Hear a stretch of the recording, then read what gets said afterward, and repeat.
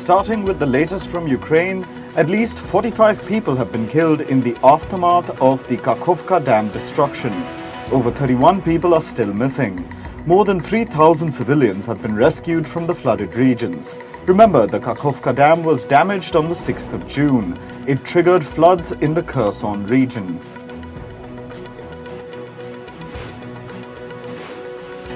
Russian President Vladimir Putin met African leaders in Moscow on Sunday.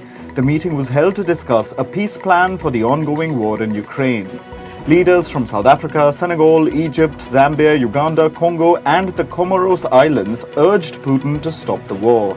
During the conference, Putin said that Russia was open to dialogue with Ukraine. Ahead of visiting Russia, the African leaders also met Ukrainian President Volodymyr Zelensky in Kyiv.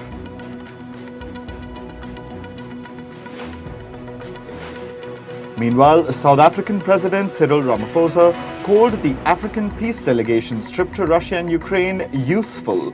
He added that getting Russia and Ukraine to engage with African nations was a huge achievement.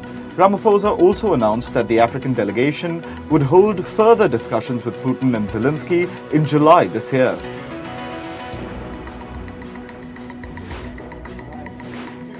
Indian Prime Minister Narendra Modi has written to G20 members seeking full membership of the African Union to the grouping. The Indian PM said Africa's inclusion in G20 would be seen as fair and inclusive. The African Union consists of 55 African member nations. New Delhi has invited 9 additional guests to the G20 summit. These include the UN, the WHO and the World Bank, among others. India holds the G20 presidency till November this year.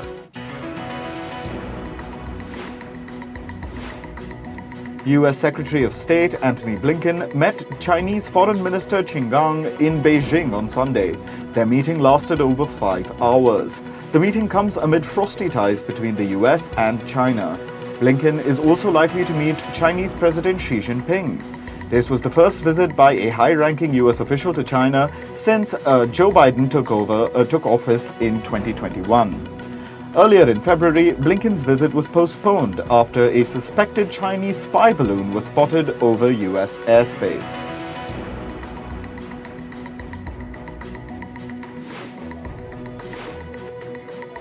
At least 21 people were shot at during a Juneteenth celebration in the US state of Illinois.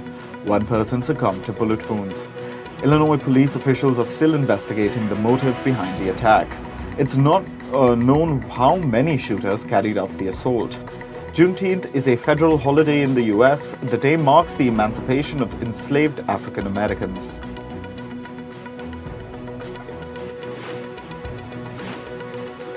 Austrian police arrested 3 men who were suspected of planning an Islamic State-style attack at a pride march in Vienna. The arrested individuals are of Chechen and Bosnian origin. More than 250,000 people participated in this pride parade.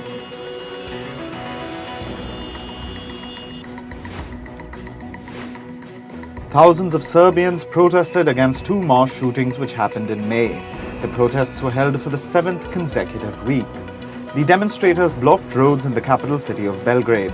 They demanded the resignation of Serbian President Aleksandar Vučić. At least 18 people were killed in the May mass shootings. They triggered an anti-government backlash.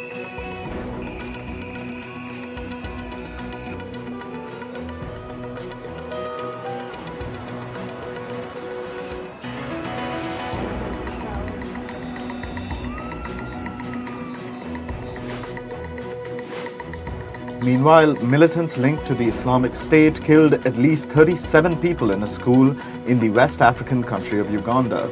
6 other civilians were abducted from the school. According to police officials, the militants also looted food and people's belongings. The Ugandan army is working with the Army of Congo to track the militants. Search operations are on to trace the abducted civilians.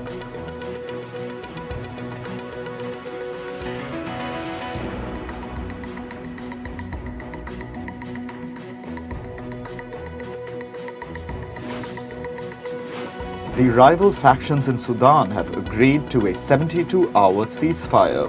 The agreement was signed even as the Sudanese Armed Forces and the Rapid Support Forces paramilitary group continued to clash in Sudan's capital, Khartoum.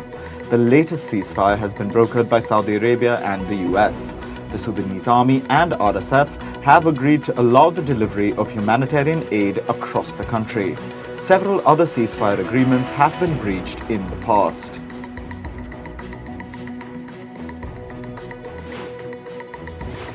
Military rulers held a referendum for a new draft constitution in the West African country of Mali. Civilians cast their vote on a proposal that would pave the way for civilian rule. However, the new constitution would also significantly increase the powers of the military. In 2020, Mali's army took control of the country after a coup. Meanwhile, a huge demonstration was carried out in the West African country of Sierra Leone. Thousands of supporters of opposition parties carried out a rally. It comes just 6 days ahead of Sierra Leone's presidential election. Opposition leaders accused the country's president, Samura Kamara, of killings and brutality.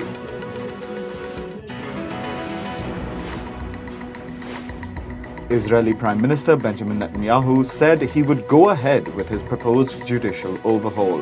Netanyahu maintains that his motive is to balance out the powers between different branches of government. Critics say that the overhaul will reduce the powers of the judiciary, which will be detrimental for democracy in Israel.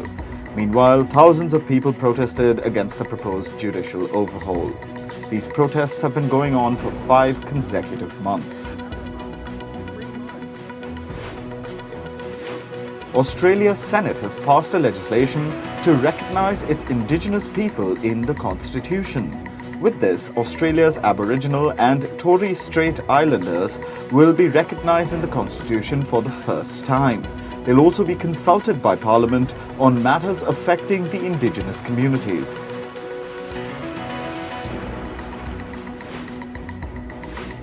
A cyclone has killed at least 12 people in Brazil. This comes after Brazil's southern regions witnessed torrential rainfall and landslides. At least 5 people are still missing. Brazil has deployed helicopters and boats to rescue people from the flooded areas.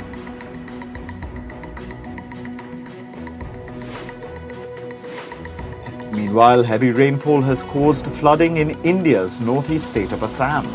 Over 34,000 people have been affected. More than 12 districts are completely flooded. Disaster management teams have warned that the Brahmaputra River is flowing above the danger level. This means that it's likely to cause further flooding across the state.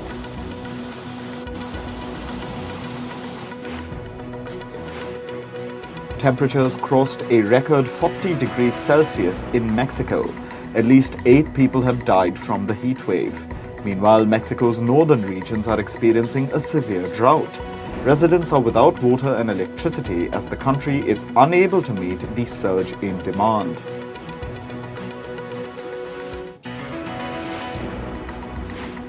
Heat waves are also impacting several parts of China. Temperatures crossed 40 degrees Celsius in the country's northern regions. Authorities have suspended outdoor activities until the heat subsides.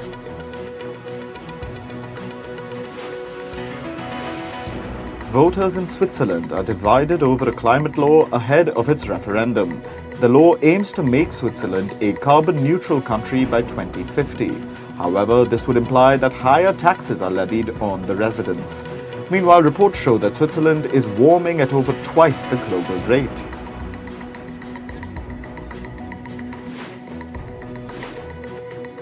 According to new research, Australia will have to achieve net zero emissions by 2038 to match its share of actions contributing to global warming.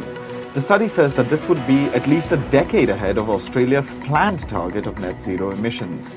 Experts also added that Australia's efforts are crucial to keep global heating to 1.5 degrees Celsius. Moving to business now, pharmaceutical giant AstraZeneca is reportedly planning to spin off its China business. It's planning to list the unit in Hong Kong's stock market. This comes amid tensions between China and other countries, including the US. AstraZeneca is the biggest drug maker in China. The firm SVB Financials is in talks to sell its investment banking division, SVB Securities. The financial details of the deal have not been disclosed. Reports add SVB Securities will be rebranded after the divestiture. The unit will continue to focus on investment in the healthcare industry. SVB Financials is the parent company of the collapsed Silicon Valley Bank. Cryptocurrency exchange Binance will shut its services in the Netherlands. This is after it failed to meet the registration requirements to operate in the country. Trading will be halted from July 17th. This is the latest setback for the world's largest crypto firm. Earlier this month, Binance was sued in the US for evading securities laws in the country.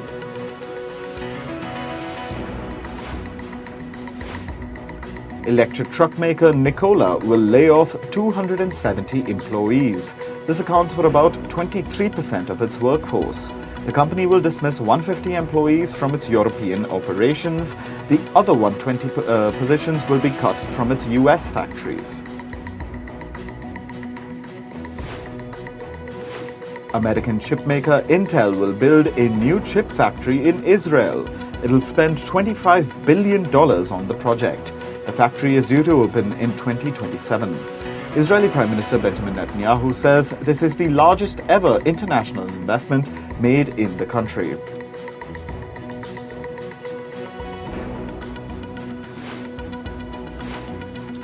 American telecommunications provider AT&T will close its flagship store in the US state in San Francisco.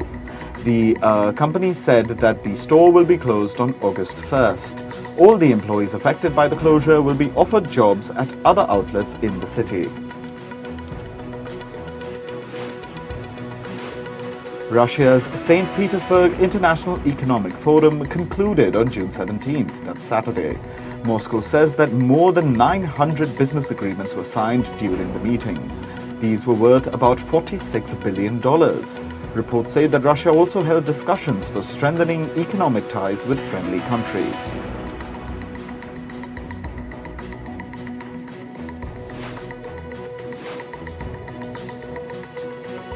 Russia has fined its internet service provider Yandex nearly $25,000. This is for repeatedly refusing to provide information about its users. The details were demanded by Russia's security agency.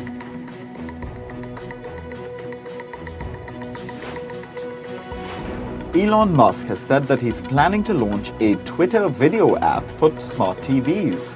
However, Musk did not give any details about the app or its launch. This will be in line with the company's plan to focus on video content on the platform. The social media company plans to focus on videos and commerce partnerships to diversify its business. Twitter's new CEO, Linda Yaccarino, spoke about the shift in focus during an investor presentation last week. Microsoft has said that it was hit by cyber attacks earlier this month. These cyber attacks were behind widespread service outages. On June 5th and 6th, Microsoft services, including Teams and Outlook, were down for thousands of users. However, the company has said that customer data has not been compromised.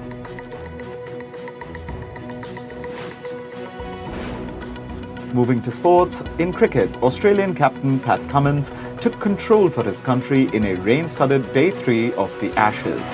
Displaying his all-round capabilities, the lower-order batsman made a useful 38. Australia made a total of 386 in the first innings and are just 7 runs behind England. Following his batting stint, Cummins also dismissed Ben Duckett as England finished 28 for 2 at the end of Day 3.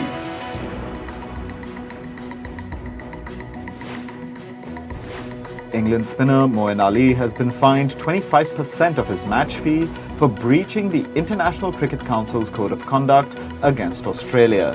Ali admitted to using an unauthorized drying agent on his bowling hand. This was a breach of Article 2.20 of the ICC Code.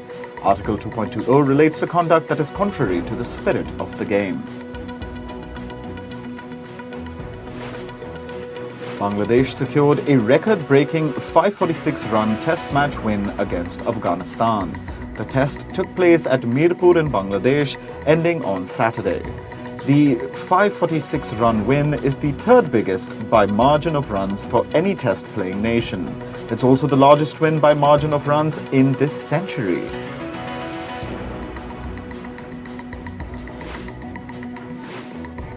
In football, Spain beat Croatia 5-4 in a dramatic penalty shootout to win the UEFA Nations League final. Spanish keeper Unai Simon had saved Croatia's penalty in the shootout. He saved a penalty by Lovro Majer when the shootout was level at 3-all. With this win, Spain's 11-year UEFA trophy drought is finally over, while Croatia still wait for their first title. India beat Lebanon 2-0 to win the Intercontinental Cup final in the Indian city of Bhubaneswar. Skipper Sunil Chhetri's 87th international goal helped India clinch the title for the second time after last winning it in 2018. Lalianzuala Chante scored the second goal for India in the 65th minute.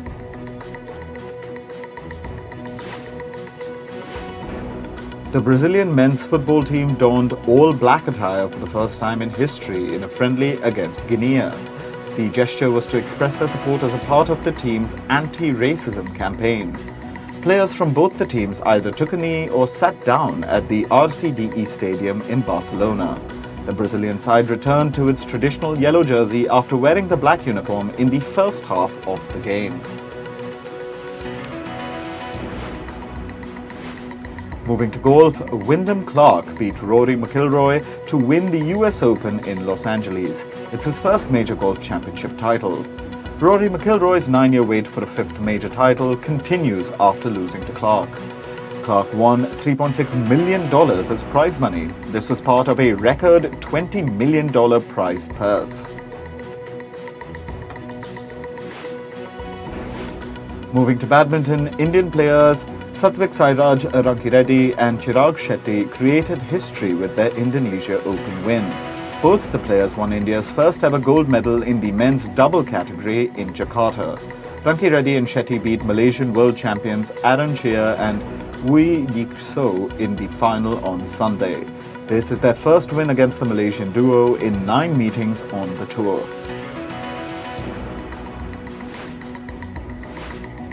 In archery, India's Abhishek Verma bagged an individual gold medal at the Archery World Cup Stage 3. This was in the city of Medellin in Colombia. Verma beat America's James Lutz to win the title. This is Verma's third individual World Cup gold medal. Verma had previously stunned world number 1 Mike Scholesser of the Netherlands in the quarterfinals.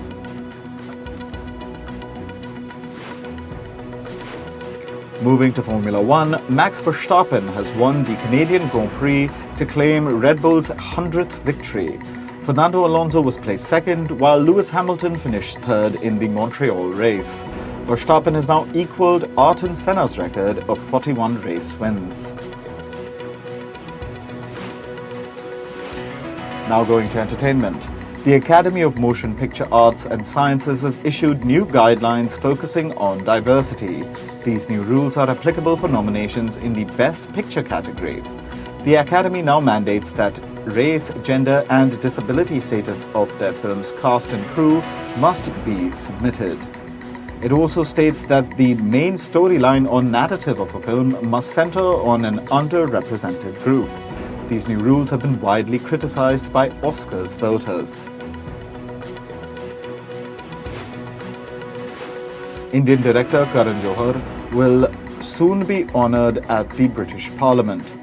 Johar is being recognized for his contribution to the global entertainment industry. 2 of his films, namely Kabhi Khushi Kabhi Gum and My Name is Khan, were the highest grossers in the UK at the time of their release. Lords and members of Parliament will be present for the ceremony on the 20th of June at the Palace of Westminster.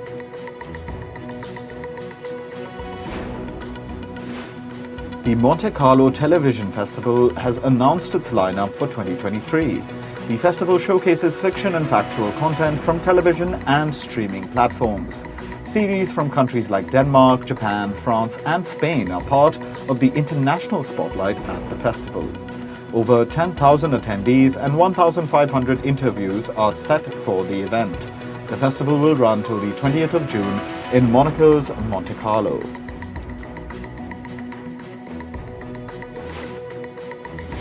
The first ever comedy pilot by Netflix titled Little Sky has wrapped up filming early. This is due to disruptions caused by the Writers Guild of America strike. The show's production was also halted on 2 occasions due to picketing by striking members. The show was initially scheduled to film till the 20th of June, but Netflix informed the cast and crew that they were happy with the material.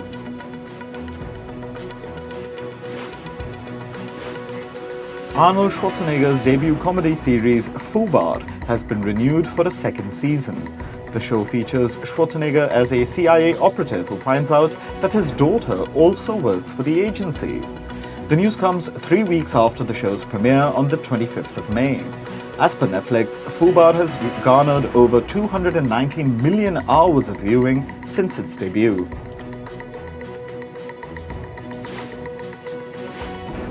Season 2 of Korean drama Squid Game has announced 4 new cast members. This includes actors Yim Si-wan and Kang Ha-ne. The 2nd season is set to premiere in 2024 on Netflix.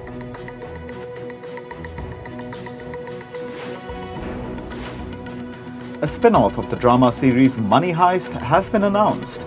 Titled Berlin, the spin-off centers around a popular character from Money Heist. The character is played by Spanish actor Pedro Alonso. The teaser gives a glimpse of his latest heist to rob one of the top auction houses in Paris. Berlin is expected to premiere on Netflix in December.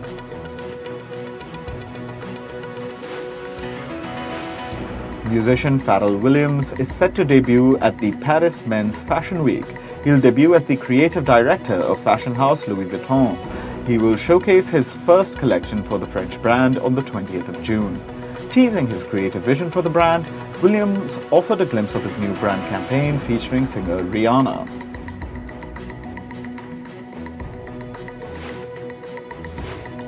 Music composer Hans Zimmer took the audience and his partner by surprise at his recent London concert.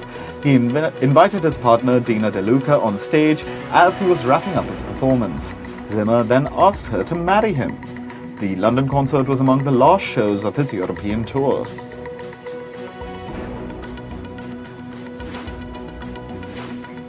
Rapper Post Malone and singer Gloria Estefan were among the inductees in the 52nd Songwriters Hall of Fame.